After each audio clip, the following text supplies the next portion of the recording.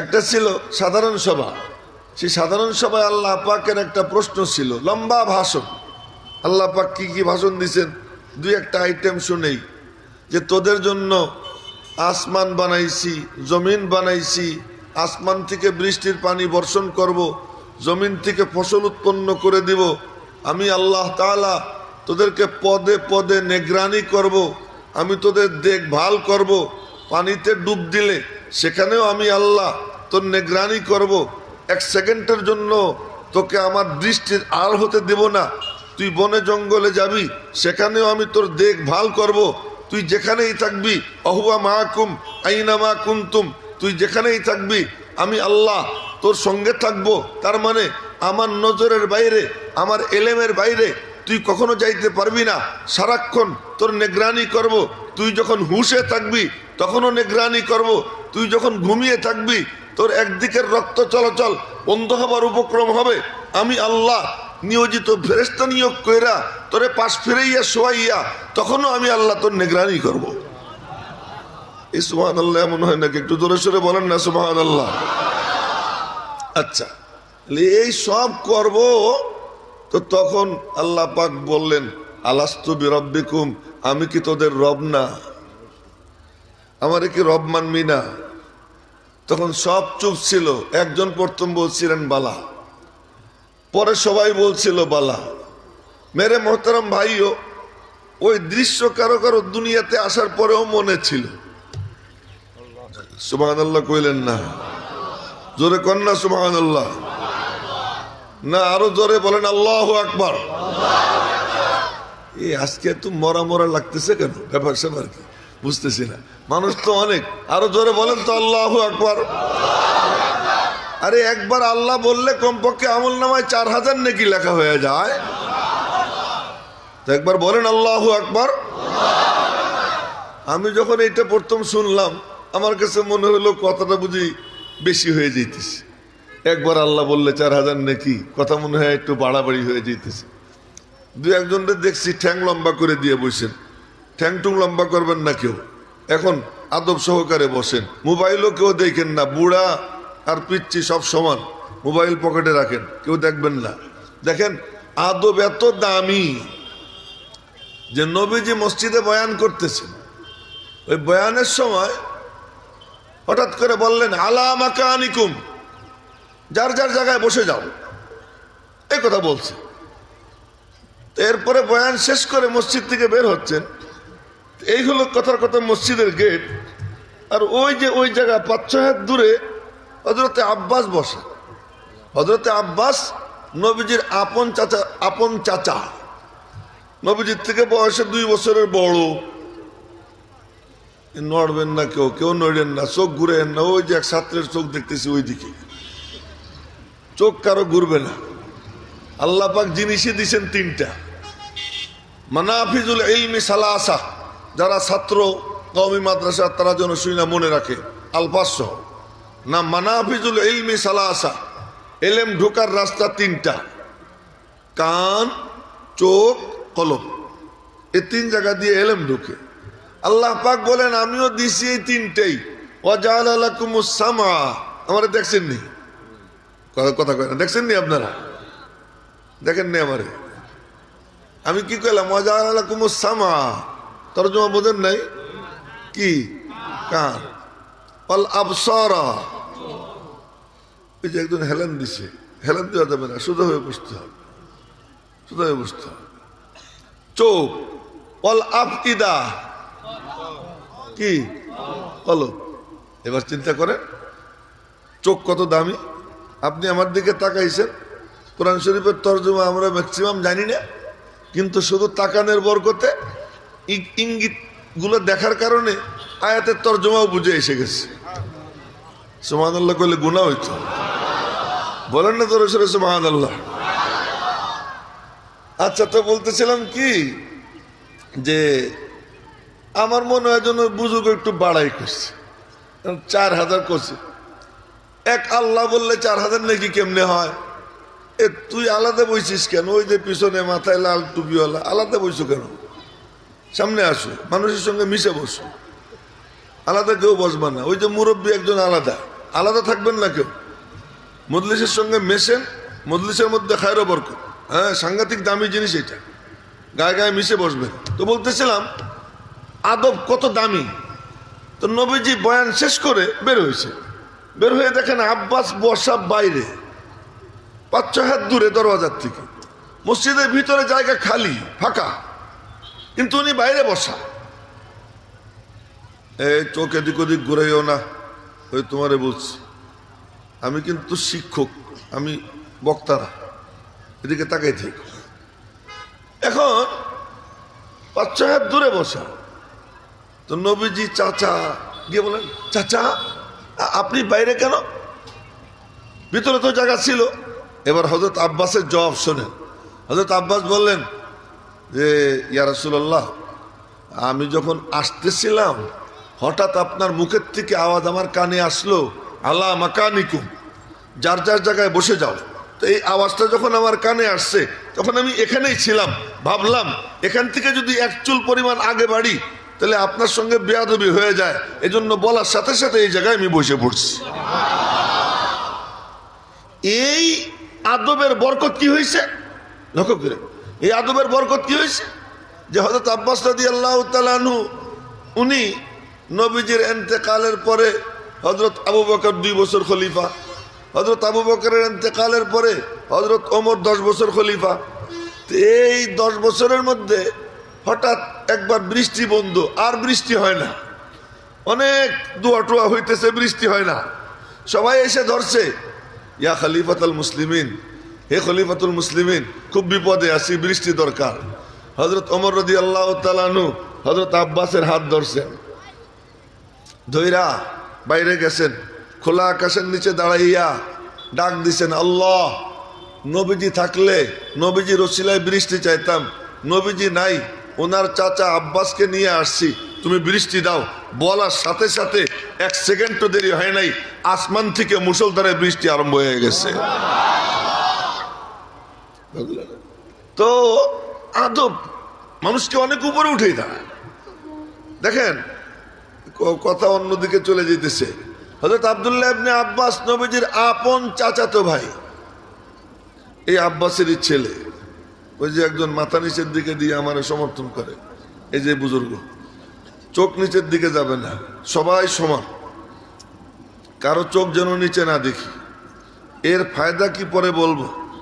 হযরত আব্দুল্লাহ ইবনে আব্বাস নবীজির আপন চাচাতো ভাই, গ্রেডে অনেক উপরে, অনেক উপরে, এবং নবীজির দৃষ্টি এমন কাড়া কাড়ছেন, হুসনে পর আশিক নেহি হো, आशिक हो इन 4 पर, हुस्न पर आशिक नहीं हो, आशिक हो इन 4 पर, रफ्तार पर, गुफ्तार पर, नाज पर, अंदाज पर। সাদা চামড়া দিয়া মালিকের নজর কাড়া যায় না, মোটা হইয়া মালিকের নজর কাড়া যায় না। পাকিস্তানে এক জানোয়ার আছে 11 মণ ওজন, মানুষ মানুষ এমনি আর কি জানোয়ার করলাম, জানোয়ার মানে খারাপ না, জানোয়ার মানে প্রাণী। আমরা যে গরুরে জানোয়ার কই, মহিষে জানোয়ার বলি, এটা ফার্সি শব্দ। জানোয়ার মানে প্রাণী, আমরাও জানোয়ার কি প্রাণী, কিন্তু জানোয়ার একটা গালি হয়ে গেছে, গালি হয়ে গেছে। যাই হোক, খুব মোটা, 11 মণ ওজন। আল্লাহ তার দিকে চেয়ে থাকে? না না না, আল্লাহ কার দিকে তাকায়? हुस्न पर आशिक नहीं हो, आशिक हो इन 4 पर, रफ्तार पर, गुफ्तार पर, नाज पर, अंदाज पर। পুরো মজলিস সুন্দর, কিন্তু তার মধ্যে একজনকে দেখতেছি মাথা নিচে, ওই যে ওই জায়গা, আর একজনকে দেখতেছি ব্যাপারে হাই তুলে, তার মানে অলস, আইসা, তার ঘুমাইছে গেছে। এই সব যেন না হয়, একটু তাজা হইয়া সবাই দিকে চাইয়ে থাকে। দেখেন কথাগুলো কেন বলতেছি, আপনারা প্রস্তুত হয়ে যান, দেনেওয়ালা আল্লাহ। এসব ডেকোরেশন আল্লাহ পাক দিবেন, দেওয়ার আগে দেখবেন এই জায়গাটা কার কেমন। হ্যাঁ, এই জায়গাটা যার যেমন, এই বিদ্যুতের আলাদা কোনো কালার নাই। গিলাস সাদা দিলে সাদা হয়, গিলাস কালা দিলে কালা হয়, গিলাস হলুদ দিলে হলুদ হয়, গিলাস নীল দিলে নীল হয়। বিদ্যুতের নিজের কোনো কালার নাই, আল্লাহর কসম আমার মালিকের কালামের আলাদা কোনো কালার নেই। যার দেল যেমন তার দেলে গিয়ে আল্লাহর কালাম ওই রকম রং ধারণ করে বসে। দু একজন কইছে ঠিক, আমি ঠিক কইতে কইছি? 100 বার ঠিক কইলে এক নেকি হবে, কে বলতে পারেন? হাত উঁচু করেন। 100 বার ঠিক বললে আমল নামা এক নেকি লেখা হবে, আসেনি?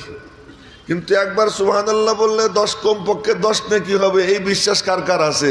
হাত উঁচু করে দেখা। তাহলে এই খামাখা হাত নামাই ফেলে তারা, কি যে কষ্ট হাত উড়ে রাখতে, যে একবার সুবহানাল্লাহ বললে 10 নেকি হবে, বিশ্বাস আছে তো? এখন একটা খবর শুনি, নামান হাত নামান। একবার সুবহানাল্লাহ যদি কেউ জল্পনা কল্পনা নিয়ে বলে, কি জল্পনা কল্পনা? এই আসমান কত বড়, এর দৈর্ঘ্য কত, প্রস্থ কত, গভীরতা কত, গভীরতা সম্পর্কে নবীজি বলছেন 500 বছরের রাস্তা। সুবহানাল্লাহ কইতে এখনো গবেষণা করা লাগে।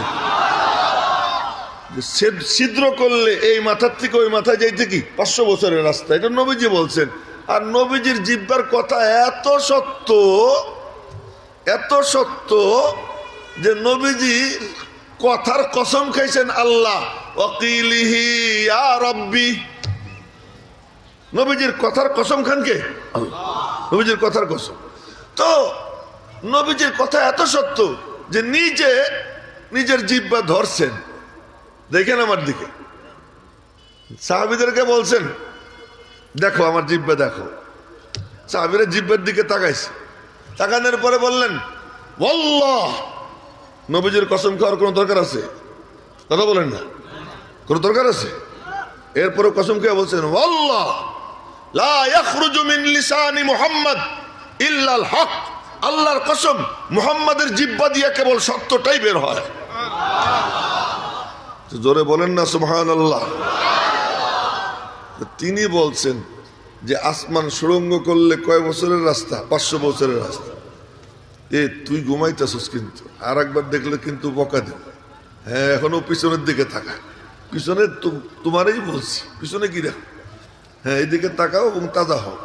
যার মস্তিষ্ক সজাগ থাকে তার চোখ ঘুমাইতে পারে না। এই জন্য আমার নবীজি চোখ বন্ধ করে ঘুমাইলেও সজাগ থাকতেন।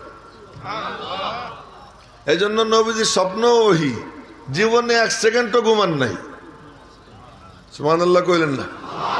জীবনে নবীজি 1 সেকেন্ডও ঘুমান নাই, আমাদের মতো এমনি ঘুমাইছেন, এমনি চোখ বন্ধ, নাক ডাকতেছেন, কিন্তু ভিতরে ভিতরে মালিকের সাথে কথা চলতেছে, মালিকের সাথে কথা চলতেছে। এবং নবীজি ঘুমাইলে ওযু ভাঙতো না, তাহাজ্জুদের নামাজ পড়তেন, তাহাজ্জুদের নামাজ পড়ে এরপরে ফজরের টাইম হইলে সুন্নত 2 রাকাত আদায় করতেন। সুন্নত 2 রাকাত আদায় করে হাত এরকম দাঁড় করাইয়া হাতের উপরে গাল রাইখা ঘুমাইতেন। তো ওই যে ঘুমাইতেন, ওই ঘুম নাক ডাকতেন আর ঘুমাইতেন। তো এখন একদিন নামাজের টাইম হয়ে গেছে, নামাজের জামাতের টাইম হয়ে গেছে। জামাতের টাইম তো বেলাল খালি দেখতো পূর্ব দিকের কি অবস্থা। বেলাল দেখতো এখানে পূর্ব কোন দিকে, এই দিক না, দেখতো পূর্ব দিকের কি অবস্থা, সূর্যের কি অবস্থা। তো বেলাল ওই দিকে তাকায়, এখনো বের হইতেছেন না নবীজি। তো বেলালের তো খুব পাওয়ার ছিল। তো বেলাল একটু পর পর দরজার কাছে যায় আর আসে। আবু বকর, ওমর, উসমান, আলী, তালহা, জুবায়ের, সাদ ইবনে আবি ওয়াক্কাস, আব্দুর রহমান ইবনে আউফ, সাঈদ ইবনে যায়েদ ইবনে আমর ইবনে নুফাইল, আবু উবাইদা ইবনুল জাররাহ রাদিয়াল্লাহু আনহুম আজমাইন। বলেন না আল্লাহু আকবার। 10টা নাম এক শ্বাসে নিলাম। হ্যাঁ, আপনারাও অভ্যাস করেন এই 10 নাম যেন এক শ্বাসে নেওয়া যায়। তার কারণ এমন দামি নাম, এই নাম নিলেই ওই মজলিসের মধ্যে আটলান্টিক মহাসাগরের ঢেউ আর কি, তার থেকেও রহমতের বড় বড় ঢেউ ওই মজলিসের মধ্যে শুরু হয়ে যায়। কারণ নাম কার? আবু বকর। আর নাম আবু বকর কেমন ছিলেন জানেন? নবীজির কলবে ওহী নাজিল হইতো, পুরোটা গিয়ে আবু বকরের কলবে জমা হইতো। এজন্য কলবে নবীকে বলে মাহবাতে ওহী। উলামা একরাম এবং তালেবানে উলুমে নবুওয়াত যাদের আরবি জ্ঞান আছে তাদের দৃষ্টি আকর্ষণ করব শব্দ সহ মুখস্থ রাখতে, যে নবীজির কলবকে বলে মাহবাতে ওহী, নুজুলে ওহির জায়গা। আবু বকরের কলবকে বলে মাজমায়ে ওহী, ওহী জমা হওয়ার জায়গা। এই জন্য নবীজির কলবে যা নাজিল হইতো আবু বকরের কলবে তাই গিয়ে জমা হয়ে যেত, পুরোটা জমা হয়ে যেত। সামনে বসে চোখ গড়ে গেল, সামনে যখন বসছো বাবা আমার দিকে চেয়ে থেকো, এত কাছে বসে যদি এদিক ওদিক তাকো, এই যে আর একটা বসে মরা, তুই কি এর লিগে বসো সামনে, এদিকে তাকা। হ্যাঁ, আর তাকাইতে না পারলে গিয়ে বলা। হ্যাঁ, তো আবু বকরের কলবকে বলে মাজমায়ে। আবু বকর কেমন ছিলেন? নবীর মধ্যে আর সিদ্দিকের মধ্যে কোনো ব্যাসকম নাই, খালি একটা ব্যাসকম, নবীর কাছে ওহী আসে, সিদ্দিকের কাছে ওহী আসে না, বাস, আর কোনো ব্যাসকম নেই। মানে নবীজির যা গুণ আবু বকরের একই গুণ,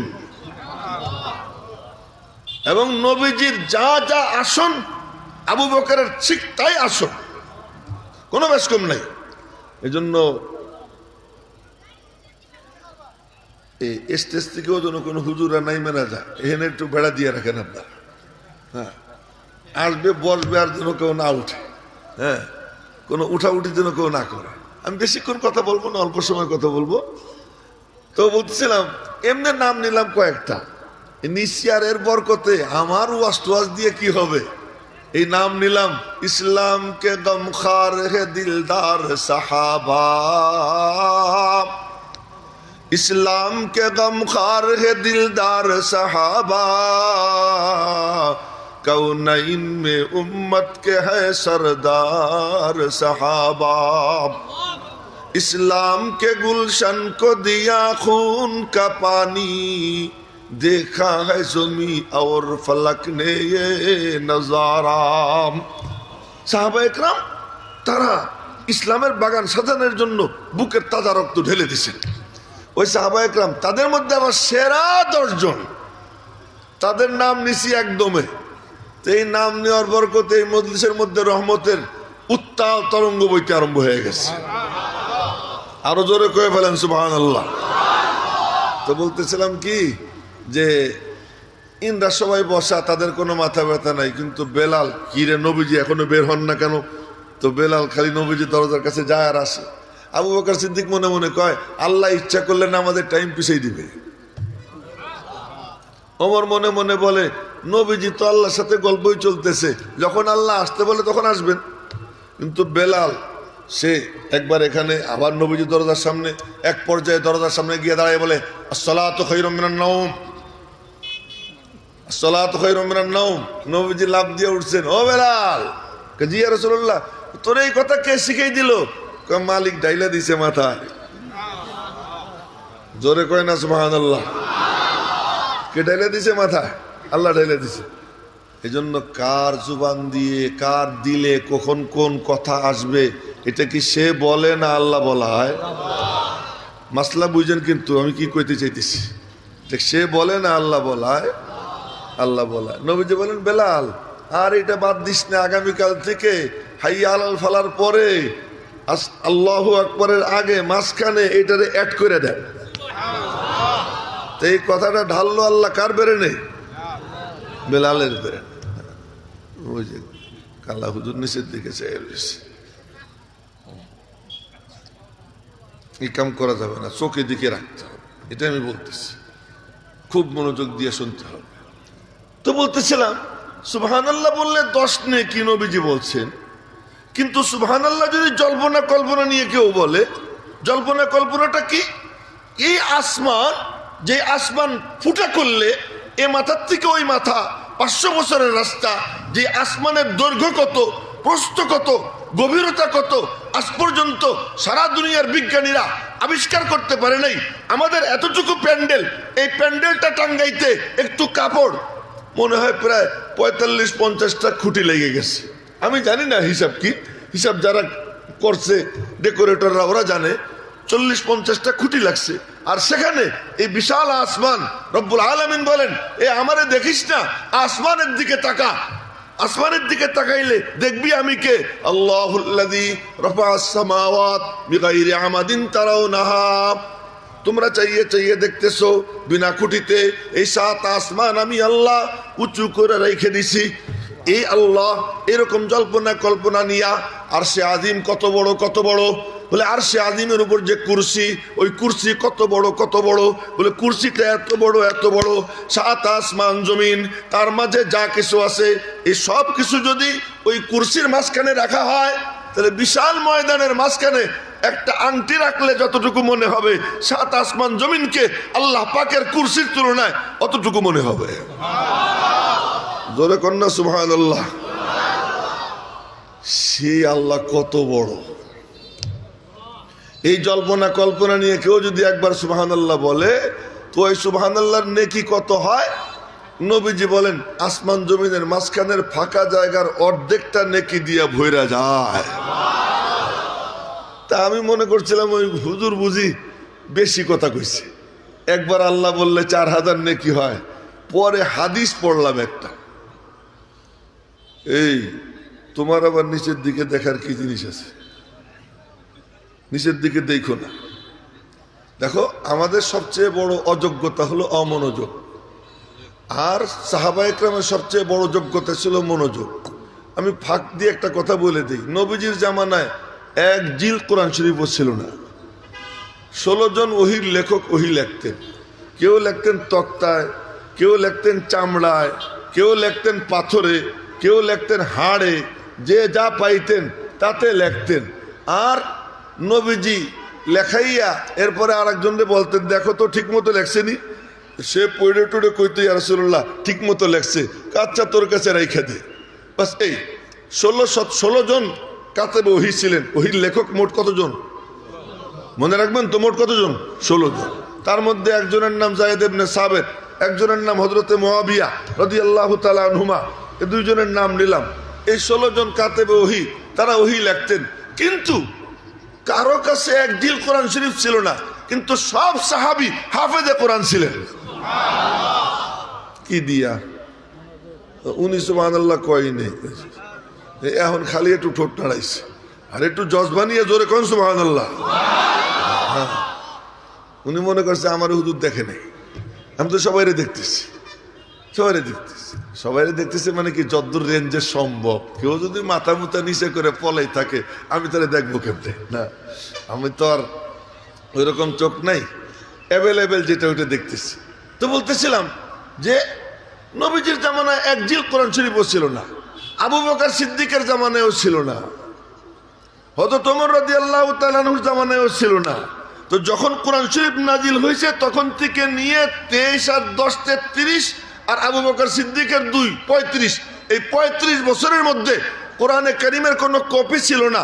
ব্যক্তিগতভাবে কেউ কিছু লিখে রাখলে রেখে রাখছে, কিন্তু কোরআন শরীফ সরকারিভাবে কোনো কোরআন শরীফের নুসখা ছিল না। কিন্তু সব সাহাবী সব তাবেঈ হাফেজে কোরআন ছিলেন।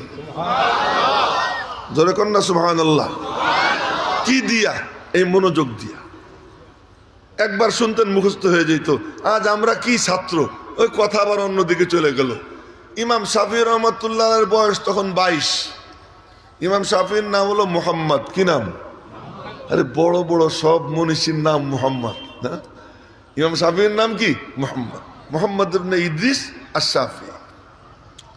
তো আমাদের ইমাম আবু হানিফার এক ছাত্র, তার নামও কি? মুহাম্মদ। তার নামও কি?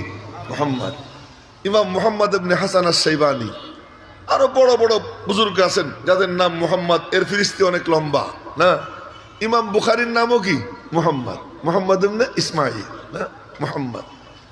ইমাম শাফির নাম মুহাম্মদ। 22 বছর বয়সে হজে গেছেন।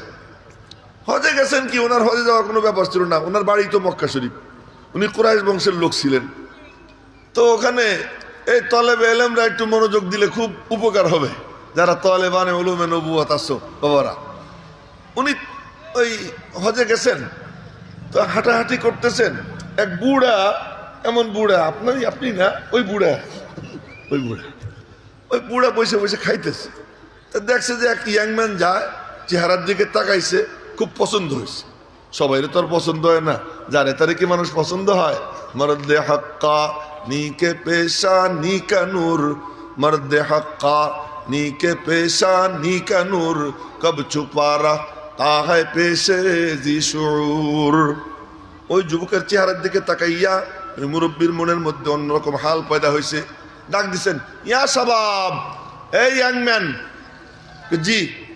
তাল কুল মাই, আয় আমার সাথে খা, এই বলছে।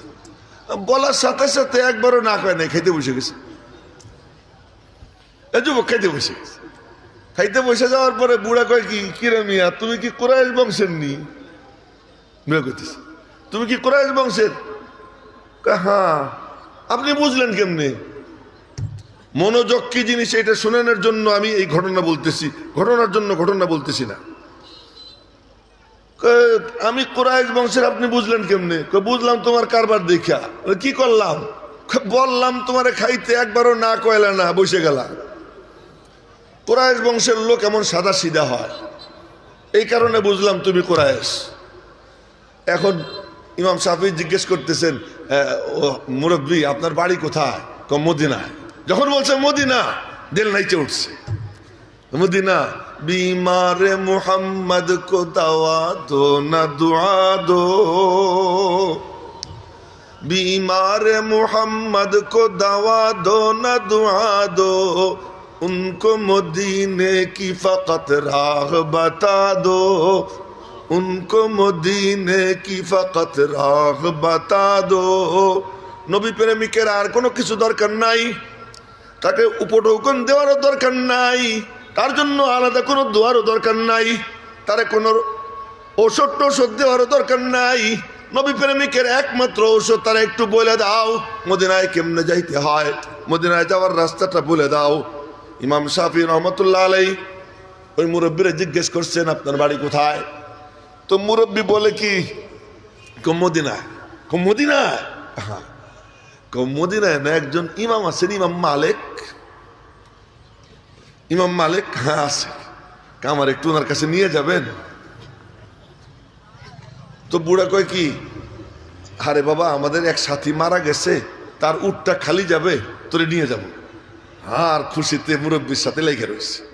হজের শেষে ওই মুরব্বী ওনারে ওই উটে নিয়ে রওনা হয়েছে। 16 দিন সময় লাগছে। 16 দিনে উটের পিঠে বৈশা ধাদরা খাদরা রাস্তা, উঁচা নিচা, পাহাড় টিলা, এই বন জঙ্গল এর মধ্যে দিয়ে গেছেন, এত কষ্ট, তারপরেও 16 দিনে 16 খতম কোরআন শরীফ পড়ছেন এই উটের পিঠে বৈশা। মদিনা শরীফ গেছেন, মসজিদে গিয়ে পড়ছেন, উনার তো ওযু ছিলই। মসজিদে ঢুকে দেখেন নামাজ শুরু হয়ে গেছে, উনি জামাতে শরীফ হয়ে গেছে। নামাজের শেষে দেখলেন এক উঁচু লম্বা নুরানি চেহারা, মাথায় পাগড়ি, উনি আসতেছেন। আর আইসে উনি বসলেন, আর পঙ্গপালের মতো ছাত্ররা কাগজ খাতা কলম নিয়ে বসে গেল। আর উনি হাদিস লেখানো শুরু করলেন। তো উনি তো চেনেন না ওনাকে, উস্তাদ তো এনাকে চেনেন না, ইনিকে। তো উনি বসে রয়েছেন ছাত্রদের সাথে। তখন ইমাম মালিক হাদিস লেখাইতেছেন। এবার ছাত্ররা শুইল মনোযোগ কি জিনিস, লেখাইতেছেন। তো লেখাইতেছেন 100 হাদিস লেখাইছেন। কত হাদিস? 100 হাদিস লেখানোর পরে মজলিস শেষ, বরখাস্ত হয়ে গেছে। এখন যাও, যার যার নামাজের প্রস্তুতি নাও। সবাই নামাজের প্রস্তুতি নিতে গেছে। ওনার তো ওযু আছে, উনি বসে রয়েছেন। এই কয়দিন আগে পদ্মা সেতুর গোড়ায় এক মাদ্রাসা, দারুল উলুম হক্কানিয়া মাদ্রাসা। তো সেখানে আমি বয়ান করতে গেছি মাগরিবের পরে। আমার বয়ান, আমি অনেক দূরে ছিলাম, ওই ভোলার থেকে আসছি। তো মাগরিবের পরে বয়ান করব। তো এক লোক আমারে ধরে বলতেছে কি, বয়স হয়ে গেছে প্রায় 55-60, আমারে বলতেছে হুজুর আমি অপেক্ষা আছি, আপনার বয়ান শুনে যাব। তা আমি সেই সকালে ওযু করে আসছি, এখনো আমার ওযু আছে। এমনও কিছু লোক থাকে, এমনও কিছু লোক থাকে। তো ইমাম শাফি ওনার ওযু ছিল, উনি বসে রয়েছেন, বাকি সব গেছে ওযু করতে। তো সবাই যখন লেখে, তো উনি করছেন কি, একটা খড়ি পাইছেন, খড়ি টড়ি, এটা দিয়ে উনি ওনার হাতের উপরে লিখতেছেন। ওনার কাছে কাগজ কলম কিচ্ছু নাই, হাতের উপরে দাগাইতেছে। সবাই যখন ওযু করতে চলে গেছে, ইমাম মালিক ডাক দিলেন, ইয়া শাবাব তাআল, এই যুবক এদিকে আয়। উনি কাছে গেছেন। কাছে যাওয়ার পরে বলতেছেন, তুমি কি করতেছিলা? হাতে লিখতেছিলাম। দেখি লেখা দেখাও তো। হাত দেখাইছে, দেখে হাত সাদা, কোনো লেখা টাকা নেই। উনি বললেন, হাদিসে রসুলের সঙ্গে এমন গুস্তাখি করলা? আসলে উস্তাদ, যে ঘটনা হলো সবাই লিখতেছে, তা আমি তাদের সঙ্গে তাল মিলেছি। তাল মিলেছি। কেন এরকম তাল মিলে এলা? এখানে এমনি দাগাইতেছিলাম, আসলে কলবে লিখতেছিলাম। জোরে বলেন না আল্লাহু আকবার। গায়ে এমন করতেছিলাম, আসলে কলবে লিখতেছিলাম। তো বলে কি, যদি সত্য হয়, কলবে লিখতেছিলাম, অর্ধেক শুনেই দাও। উনি দাঁড়াইয়া পুরো 100 হাদিস শুনাই দিছেন, সনদ সহ 100 হাদিস শুনাই দিছেন।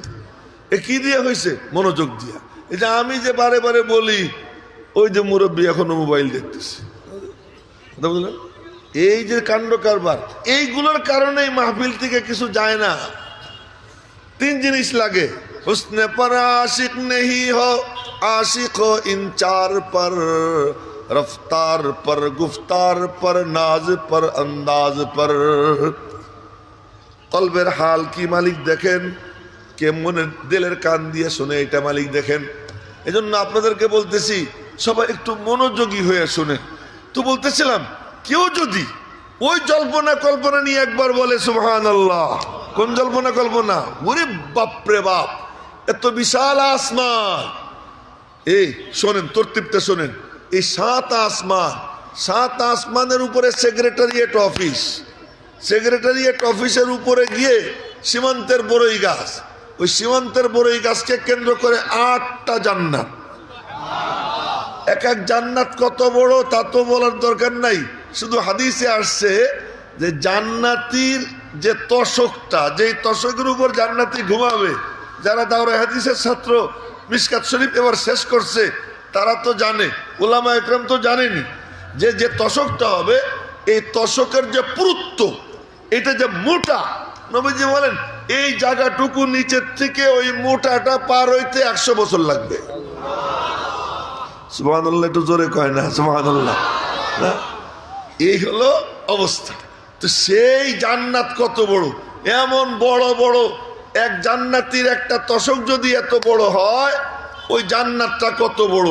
এমন এমন এক এক জান্নাতি, সর্বনিম্ন জান্নাতি 10 দুনিয়ার সমান জান্নাত পাবে। এইরকম কোটি কোটি জান্নাতীদের জান্নাত, ওই 8 জান্নাত এই বড়ই গাছকে কেন্দ্র করে, তার উপরে যে ছাদ, এই ছাদে মুমিনদের রূহ গিয়ে জমা হয়। সুবহানাল্লাহ, জোরে কইল না?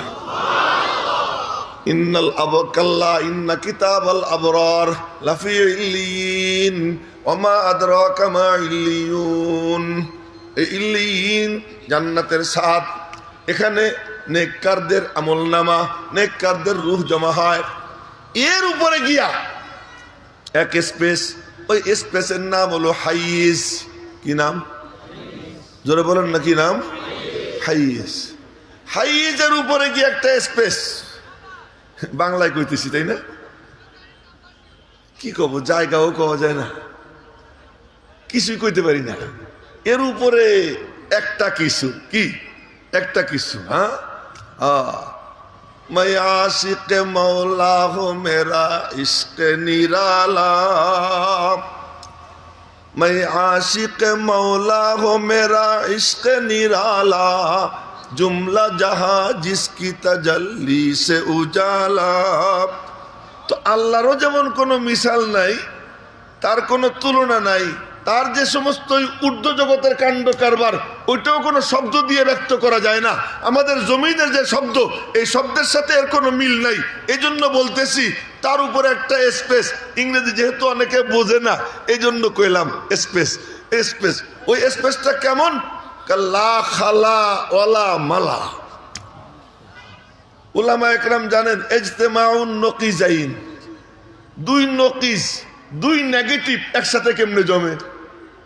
তো মানুষও না অমানুষও না, তাই কি বলেন? কি না, মানুষও না অমানুষও না, তো কি কি সেটা? তাও কইতে পারি না। লা খালা ওলা মালা, খালিও না ভরাও না। তো খালিও না ভরাও না, তো কি? তাও কইতে পারি না, তাও কইতে পারি না। এই যে এর উপরে গিয়ে মহাসমুদ্র, এই মহাসমুদ্রের উপরে আল্লাহ পাকের আরশ, সেই আরশের উপরে আল্লাহ পাকের কুরসি, ওই কুরসির উপরে যদি 7 আসমান জমিন, তার মাঝের যা কিছু আছে এগুলোকে রাখা হয়, তাহলে মনে হবে যেন বিশাল ময়দানে একটা আংটি, তাহলে সেই আল্লাহ কত বড়, জোরে কয় না আল্লাহু আকবার। এই আল্লাহর কুদরত কি অপরিসীম। এইরকম জল্পনা কল্পনা নিয়ে কেউ যদি একবার সুবহানাল্লাহ বলে, তো ওই সুবহানাল্লাহ এত দামি, এত দামি, এত ওজনী, এত ওজনী যে ওই সুবহানাল্লাহর নেকি দিয়া আসমান জমিনের মাঝের ফাঁকা জায়গার অর্ধেকটা নেকি দিয়া পরিপূর্ণ হয়ে যায়। এমন সুবহানাল্লাহ দুইবার কইলে পুরোটা ভরে যায়। একটু বলেন না সুবহানাল্লাহ, আলহামদুলিল্লাহ, লা ইলাহা ইল্লাল্লাহ, আল্লাহু আকবার। মেরে মোহতারাম ভাইও পরিষ্কার কথা বলতেছি, সেটা হলো যে কি শুরু করছি কি দিয়ে শেষ করব আমি নিজেও জানি না। আমি এখানে বসলে কথায় যেদিকে নিয়ে যায় আমি সেই দিকে চলি, আমার নিজের কোনো পরিকল্পনা থাকে না। তো এখানেও কি বলতেছি, কোথায় গিয়ে হঠাৎ শেষ করব আমার নিজের জানা নাই। তো বলতেছিলাম যে আমি কয়জন সাহাবীর নাম নিছি, কি করছি, কয়জন সাহাবীর নাম নিছি। এত বড় বড় এক এক সাহাবী যে ওনাদের কথা কি বলবো। আবু বকর এমন যে নবীজি আবু বকরের সামনে দাঁড়াইলে নবীজির মনে হইতো আবু বকরের মধ্যে ওনার নিজেকে দেখা যায়। আবু বকর ছিলেন আকসের নবী, নবীজির কি প্রতিবিম্ব। আল্লাহ আল্লাহ। কিন্তু শুরু করছিলাম যে কথা দিয়া, সেটা তো ভুলে গেলে চলবে না। রেশমি শাড়িতে সালার চটের জরি, মনে আসেনি? হ্যাঁ, রেশমি শাড়িতে সালার চটের জরি। কিন্তু মাঝে মাঝে এমনও হয় ছোট ছোট মানুষের মুখ দিয়ে আল্লাহ বড় বড় কথা বের করে দেয় না। মাঝে মাঝে কি ছোট মানুষের মুখ দিয়েও কি বড় কথা কি হয়, বের হয়। আচ্ছা, এক আজীব তথ্য দেই আপনাদেরকে, মনে হয় কোনোদিন শোনেন নাই। তথ্যটা হলো কি, এই যে আমাদের নামাজ যদি জামাতের সাথে দুই এক রাকাত ছুটে যায়, আগে পড়ি না পরে পড়ি? কখন পড়ি? কিন্তু প্রথম জামানায় কি ছিল জানেন? নবীজি ইমামতি করতেন। আচ্ছা দেখেন, দুই একজন আছে যারা পান খায়, আমার দিকে চাই আছে, মুখ নাড়াইতেছে আর পান খাইতেছে। আমিও পান খাই, এখন আমারও পান খাইতে মন চাইতে চাবে না। কিন্তু তখন পান খেয়ে যদি আমার মুখ নাড়াই নাড়াই দেখা, আমার তো পানের বাটা আছে, কি চমৎকার দেখেন আপনারা, সুন্দর পানের বাটা আছে, তাও সিলেটের মানুষ আমার হাদিয়ে দিছে গহরপুরের থেকে। তো এই যে পান খেয়ে যদি মুখ নাড়াই কেউ, তখন আমার পানের কথা মনে পড়ে যায়। তো এই জন্য কেউ পান খেয়ে মুখ নাড়াই আমার দেখাইয়েন না, এটা লোকাই রেখেন। লোকাই রেখেন। আচ্ছা, কি করতেছিলাম, কি যেন বলতেছিলাম?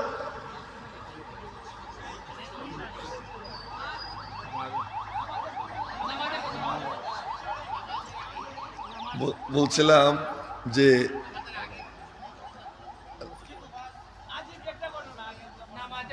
নামাজের কথা। নামাজ পরে পড়ি।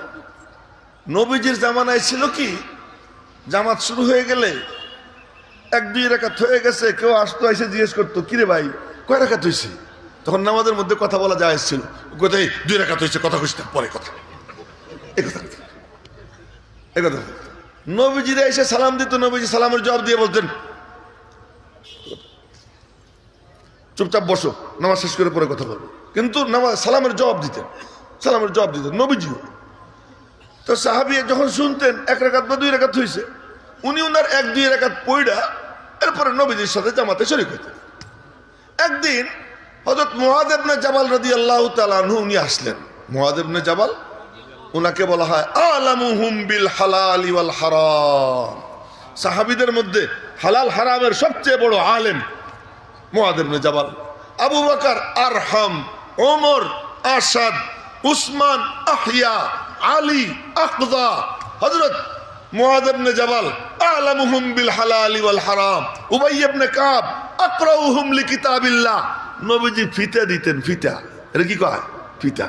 Lieutenant general, lieutenant colonel, major general, brigadier, এরকম ফিতা দিতেন। সেই ফিতাগুলোর নাম হলো কি? আরহাম, আসাদ, আহিয়া, আকদা।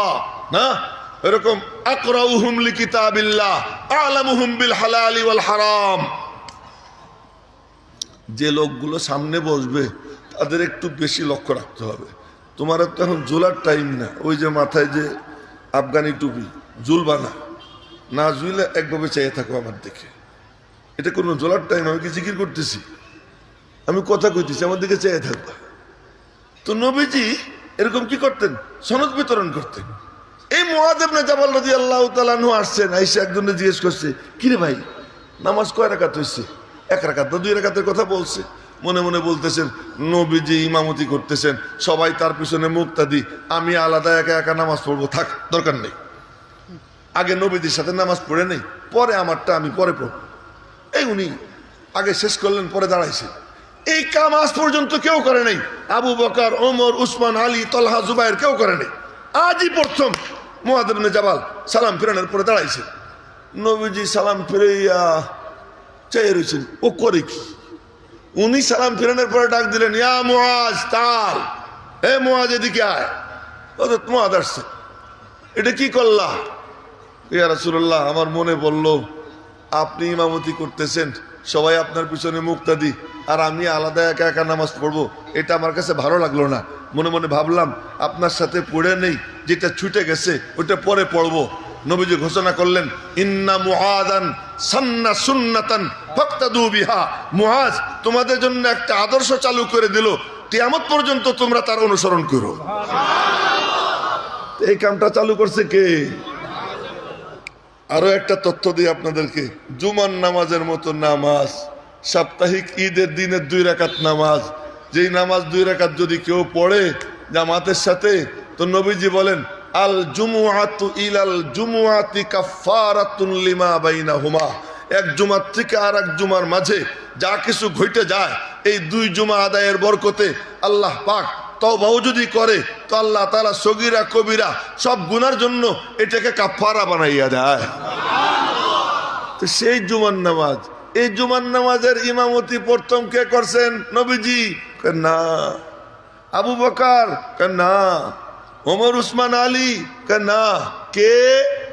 হযরত আব্দুল্লাহ ইবনে কাব ইবনে মালিক রাদিয়াল্লাহু রাহমাতুল্লাহি আলাইহি বলেন, আব্দুল্লাহ ইবনে কাব, কাব ইবনে মালিকের ছেলে, উনি বলেন জুমার আজান শুরু, আল্লাহু আকবার আল্লাহু আকবার, আমরা আজানের জবাব দিই আল্লাহু আকবার আল্লাহু আকবার।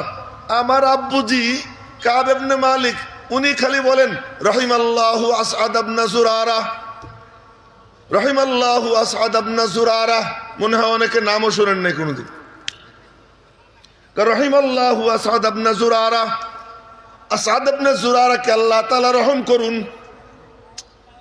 ছেলে বলে, আমি একদিন বললাম আব্বা আজান দিলে নবীজি বলছেন ফাকুলু মিসলা মা ইয়াকুলুল মুয়াজ্জিন, ইযা আযানাল মুয়াজ্জিন ফাকুলু মিসলা মা ইয়াকুলুল মুয়াজ্জিন ইল্লাল হাইআলাতাইন।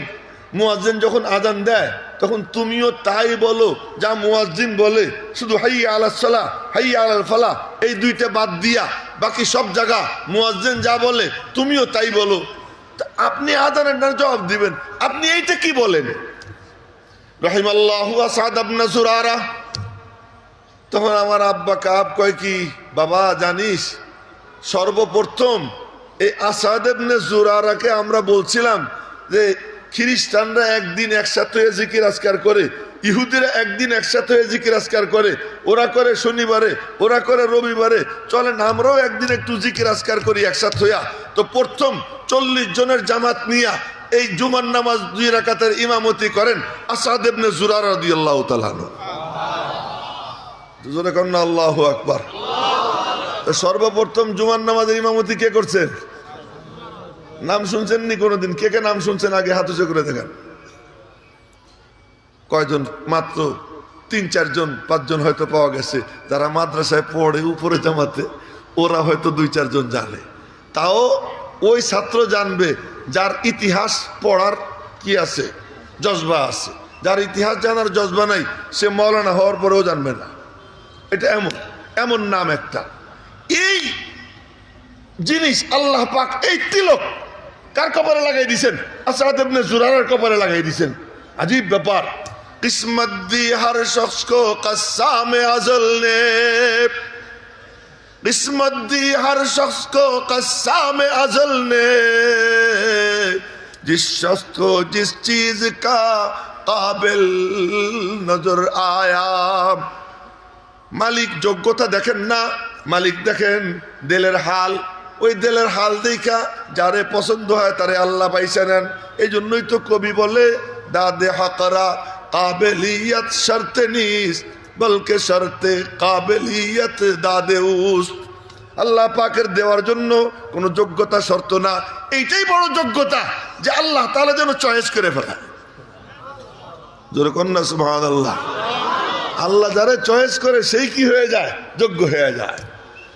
এতক্ষণ লম্বা চওড়া কথা বইলা আপনাদেরকে বুঝাইলাম এই কথাটা যে সব বড় বড় রেঙ্গা মাদ্রাসার সভাপতি মানে মুহতামিম কত বড় বুজুর্গ মানুষ, উনিও দোয়া টোয়া করে শেষই করে দিয়ে গেছে। আগে নিয়ম ছিল সভাপতি বসে থাকবে, বক্তা ওয়াজ করবে, এরপরে শেষে গিয়ে বলবেন ওকে, অথবা বলবেন এই ভুল হয়েছে। তো এই কথা দিয়ে শুরু করছিলাম, এইটাই বলতে চাইছিলাম। এখন সব উল্টে গেছে। কি হয়ে গেছে? সভাপতি আগে এসে একটু দোয়া দিয়ে চলে যায়, বক্তা তোমার যা খুশি তাই কও।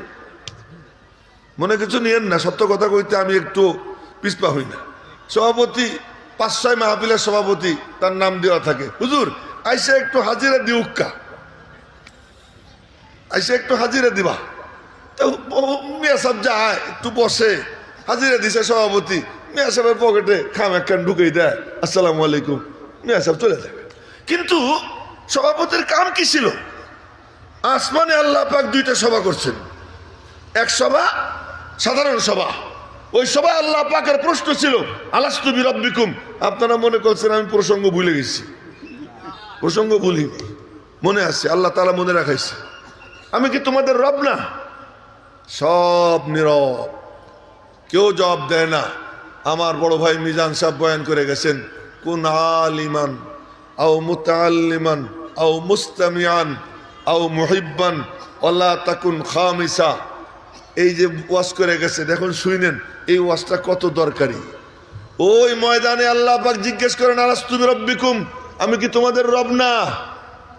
সব খালি এমন করে আমার দিকে দেখেন, এমন করে। কি বলবো কি বলবো? নূহ আলাইহিস সালামও এমন করেন, আদমও এমন করেন, মুসাও এমন করেন, ঈসাও এমন করেন, কেউ পারেন না। রব্বুল আলামিন বলেন ইয়ারফাইল্লাহুল্লাযীনা আমানু মিনকুম ওয়াল্লাযীনা উতুল ইলমা দারাজাত। তোমাদের মধ্যে যারা মুমিন তারা তো অনেক উঁচু মাকাম ওয়ালা, কিন্তু যাদেরকে আমি আল্লাহ আমার সিফাত ইলম দান করছি তার উচ্চ মর্যাদার কোনো ঠিকানা নেই। আল্লাযীনা উতুল ইলমা দারাজাত। ওইখানে সব নীরব। হঠাৎ করে জলদ গম্ভীর স্বরে আওয়াজ হয়, বালা, হ্যাঁ আপনি আমাদের রব। এখন নগেন খগেন, টল্টু বল্টু, টেরাম ক্লিন্টন, এই কুত্তা শুয়ার যা আছে সব একসাথে বলছে বালা। শুয়ার বললাম, এটা বললে সব হয় তাই বলছি। আর কারণ ট্রাম্পের শুয়ার করলে সব হবে না, তা কারে শুয়ার করলে সব হবে? ও তো জানোয়ারের থেকেও খারাপ, ওগুলো তো জানোয়ারের থেকেও খারাপ। এবং এত বড় হিংস্র জন্তু যে বাইডেন দেখতেও পুরো বান্দরের মতো দেখা যেত। চেহারা দেখলে আমার কাছে, ওরে দেখলে বর্তমানে দেখলে মনে হয় শুয়ার, আর আগেরটা দেখলে মনে হইতো কি বান্দর। পাশাপাশি রাখলে বান্দর আর শুয়ার। যাই হোক, এই সব শুয়ার বান্দর একসঙ্গে বলছে কি বালা। এই বালাটা আগে বলল কে? এখন দেখা যায় বলছেন নবীজি। নবীজি কেমনে বলতে পারলেন? আল্লাহ কয় আর রহমান আল্লামাল কুরআন। আমি আল্লাহ আমার দোস্তকে আলেম বানাইয়া দিছি। জোরে কন্যা সুবহানাল্লাহ। আমার দোস্তকে কি বানাই দিছি? আলেম বানাই দিছি। আলেম বানাইয়া তারে উস্তাদ বানাই দিছি। তিনি উস্তাদ হইয়া সবাই তালিম দিয়ে দিছেন। তো আল্লাহ পাক নবীজির এই মাকাম হয়েছে কি দিয়া? এলেম। তো তিনি বলছেন কি বালা, হ্যাঁ। এরপরে আর এক সম্মেলন হয়েছে, এরপরে আর এক সম্মেলন হয়েছে। ওই সম্মেলন হলো বিশেষ সম্মেলন। হ্যাঁ, প্রথম সম্মেলনের নাম তাওহীদ কনফারেন্স, দ্বিতীয় সম্মেলনের নাম রিসালাত কনফারেন্স। মনে থাকবে কি বলতেছি? প্রথম সম্মেলনের নাম তাওহীদের রুবুবিয়ত, আল্লাহ তাআলাই রব, তার একত্ববাদ, এই একত্ববাদের কনফারেন্স। দ্বিতীয় কনফারেন্স হয় তাওহীদের মানে আপনার রিসালাত কনফারেন্স, নবীজির রিসালাতের উপরে মোহর মারার কনফারেন্স। সেটা কোরআনে কারিমের প্রথম পারাই মনে হয় আছে। হাফেজ সাহেবরা ভুল হইলে আমারে বলে দিও বাবারা। ওয়াইদ আখাযাল্লাহু মিসাকান নাবিয়্যিন লামা আতাইতুকুম মিন কিতাবিন ওয়া হিকমাহ সুম্মা জাআকুম রাসূলুম মুসাদ্দিকুল লিমা মাআকুম লাতুমিনুন্না বিহি ওয়া লাতানসুরুন্নাহ ক্বালা আকরারতুম ওয়া আখাযতুম আলা যালিকুম ইসরি। তৃতীয় পারার 19 পৃষ্ঠা, তাই না? قال أقررتم وأخذتم على ذلكم إسري قالوا أقررنا قال فاشهدوا وأنا معكم من الشاهدين।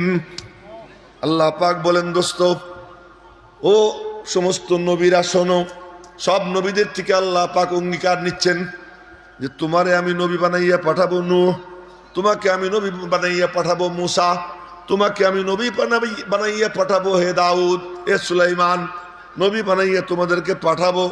তোমার নবুয়ত চলাকালীন যদি আমার দোস্ত আইসা যান, নিজের নবুয়ত বাদ দিয়া তার নবুয়তকে স্বীকার করবা কিনা বলো, তার উম্মত হবা কিনা বলো। বলে তার কাম কি হবে? মুসাদ্দিক, তিনি বলবেন ওকে, আমার আগের নবী ঠিক, ওই নবী ঠিক, ওই নবী ঠিক। সব নবীর সভাপতি সাইয়্যিদুল মুরসালিন তিনি। সভাপতি তো হলো সবার এই কামের জন্য।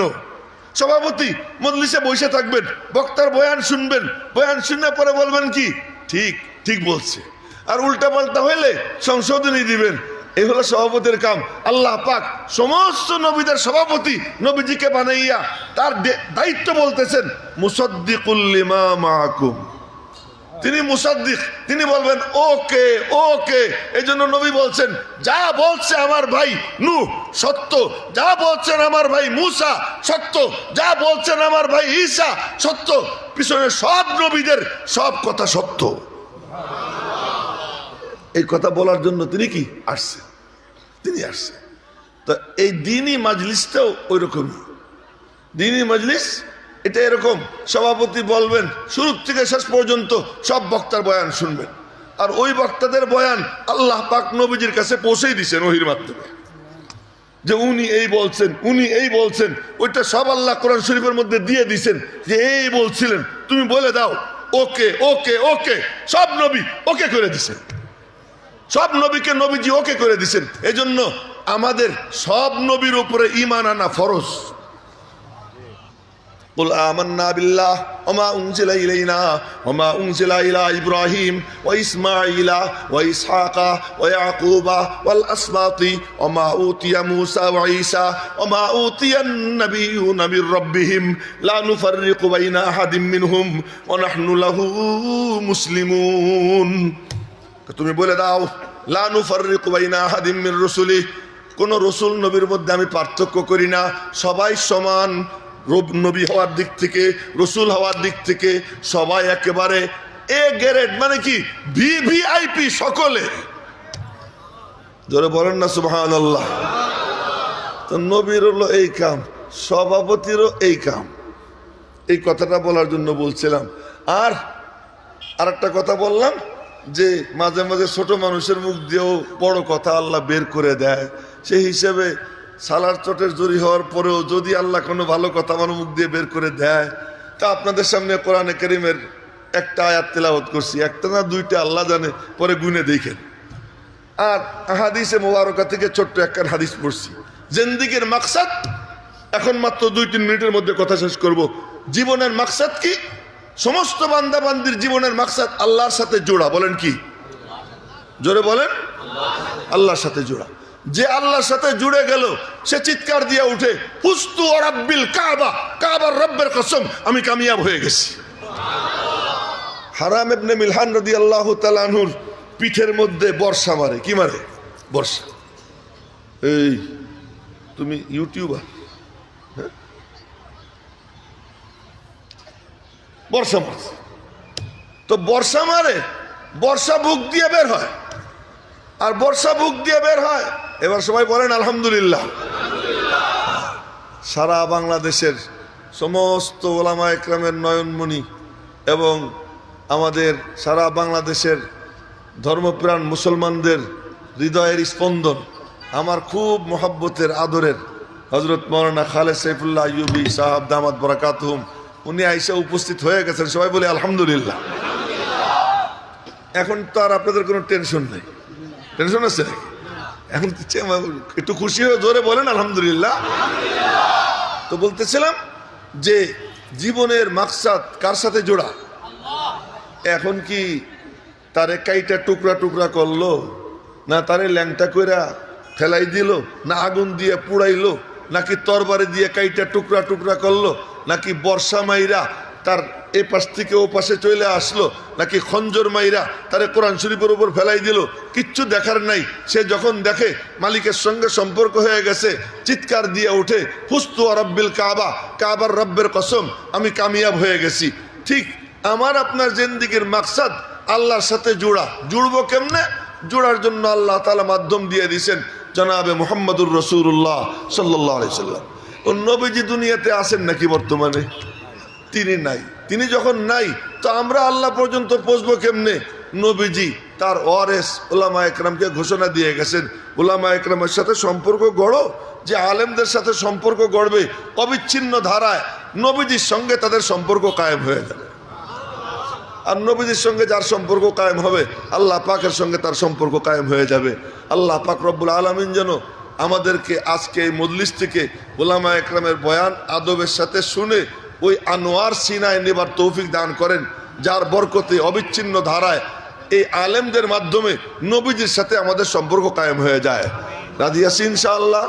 উলামা একরাম যেখানে থাকেন আমরা সেখানে থাকবো তো? উলামা একরামের অনুসরণ করবো তো ইনশাআল্লাহ? আল্লাহ পাক সকলকে তৌফিক দান করেন।